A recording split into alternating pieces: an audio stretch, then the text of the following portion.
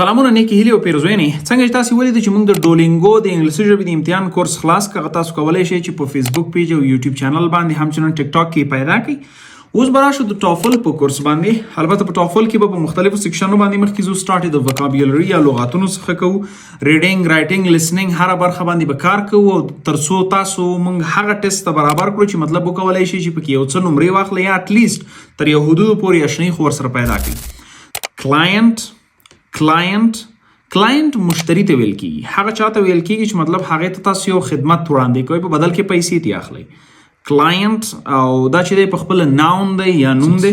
که مثال ته راشو نو وایي چې the shopkeeper always smiles when his client from Kabul visits. The shopkeeper always smiles when his client from Kabul visits. وی دکاندار همیشه مسکا کوي کله چې د هغې مشتری چې له کابل څخه دی راځي. دوم مثال، Ahmad is a lawyer and his client from Kabul came to discuss an important case today. Ahmad is a lawyer and his client from Kabul came to discuss an important case today. احمد یو وکیل دی او د هغې مشتری چې له کابل څخه دی راغلو ترڅو په یو مهمه قضیه باندې ورسره بحث وکړي یا خبرې وکړي.